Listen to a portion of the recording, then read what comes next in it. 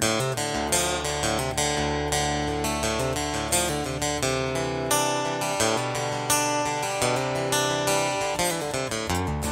you ever done something in your life that was so profound,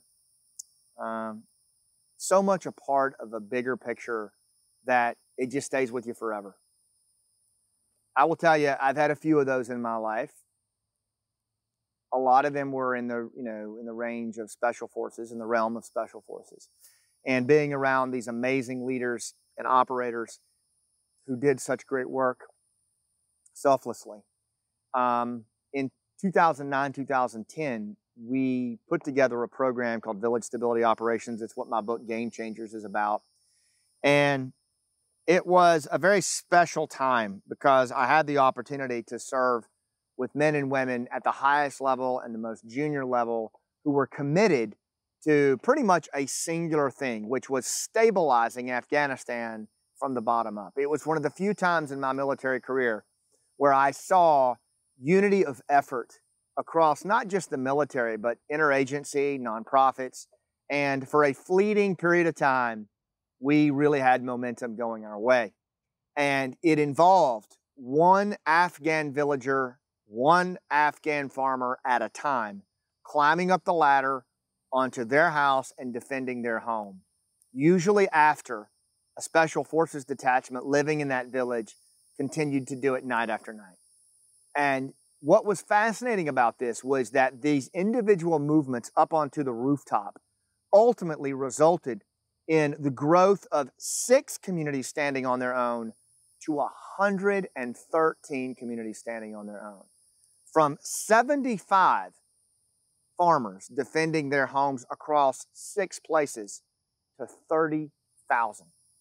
To a movement that was funded for $500 million by Congress, sanctioned by President Karzai, endorsed by President Obama, integrated by General Petraeus as one of the pillars of the Afghan campaign. And to this day, it's still, a strategic historic program. But it was the movement of those villagers going onto the rooftop that I think is so striking, and that what we can learn from here in the civilian world as business leaders, nonprofit leaders, leaders of our community, right? The movement where people take action in a collective way that they otherwise wouldn't take in the face of high stakes, high risk, ambiguity, complexity. Yet they take a stand shoulder to shoulder and achieve a tipping point that sways the scales, tips the balance in a way that is representative of historical change. And whether you're doing this with a product, whether you're doing this with a movement inside your school or inside the political system, creating a movement is something that rooftop leaders should always be open to. Now, let me be straight with you. I have attempted a hell of a lot of movements, right? As a Green Beret, we've been doing that since World War II with 3-person Jedburgh teams jumping into occupied France and Belgium and creating movements. But we've also failed at a lot of them as well. Creating a movement of people who are diverse and different and distrustful of each other and disengaged and disconnected and emotional is fraught with difficulty. And it's very, very, very difficult to get people to take action of their own free will in a collective way. I have failed many more times than I have succeeded. I look at my son Braden's career in baseball and I equate it to that. I've had a lot more strikeouts, a lot more hits at bat than I hit by pitch than I have singles and doubles. But the ones that I have created have been very, very prolific.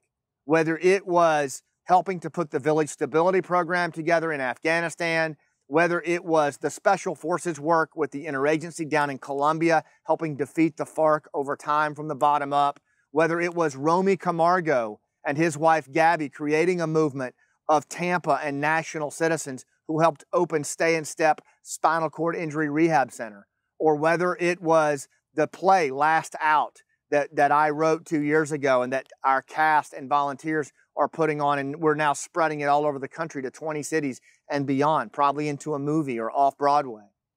All of these are movements, and there are a range of other movements out there that you can study. But what you'll typically find is it is a group of people taking action of their own free will at a grassroots level with several key leaders along the way in search of and in pursuit of a common unifying vision. And at some point, they hit a tipping point. They achieve momentum and they overwhelm the system. They create radical change. They disrupt and they get done what they wanted to get done. It's a groundswell kind of thing, and it's a beautiful thing.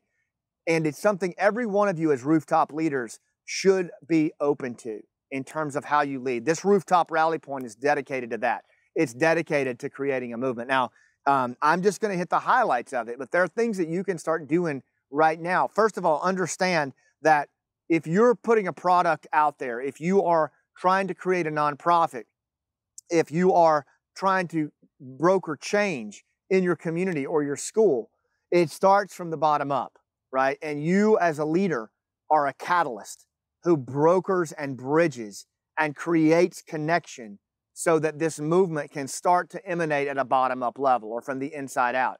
There has to be a unifying, bridging vision that gets everyone in that arena out of their own in-group and into a larger movement. You understand what I'm saying to you? This is so key. Look around the world today. Look at your business. Look at the country. You will see little in-groups and out-groups everywhere. If you as a leader cannot, through storytelling and other narrative skills, create a unifying vision that causes those people to forget their petty in-groups and unify under that common vision, you won't be able to pull it off, right? And then finally, there has to be a sense of deep connection. The people in a movement have to feel safe and they have to feel connected to each other. Now, what that means to you as a leader is so key here. You have to be a leader who is all about bridging beyond trust gaps. You have to be a leader who doesn't get sucked into petty tensions. You have to be a leader who doesn't get sucked into petty rivalries or who is easily swayed into an emotional state. You must be a leader who first and foremost and above all bridges relationships and connections where others cannot or will not. You have to be willing to stitch together different personalities, different backgrounds, different ethnicities, different wants and objectives under the catalyst of a common cause, a unifying vision. It is hard as hell, and it requires everything that you've got. It requires all of you as a leader.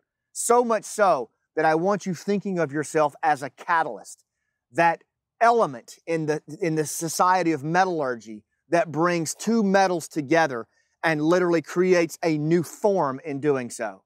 Think about that. You have to have such a lack of ego and such a sense of vision that you forgo all of your properties to bring two other properties together and form one. That is what I'm talking about as a catalyst. And guess what? You're not going to get any of the credit. How about that? Surprise! Whatever movement you build, you won't get the credit if you're truly a catalyst leader putting it together. It will be the champions who get in front of the movement. It will be people like Gary Sinise. It will be people like Theodore Roosevelt. And that's okay because they are publicly taking the risk to get behind it. But rooftop leaders like us, we're often the catalyst, the ones behind the scenes who do the connection and broker and bridge the trust and get it moving. And that's a powerful thing when you look yourself in the mirror at the end of your life. You've got to be prepared to be a storyteller, though. You've got to tell the story of what you're building and enlist the service of others by culminating that story with, help me build it.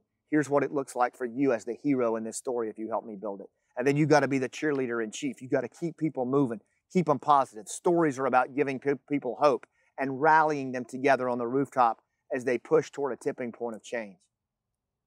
This isn't easy. This isn't easy work. Movements often fail. But let's talk for just a second about what happens if we don't. Look around the country today.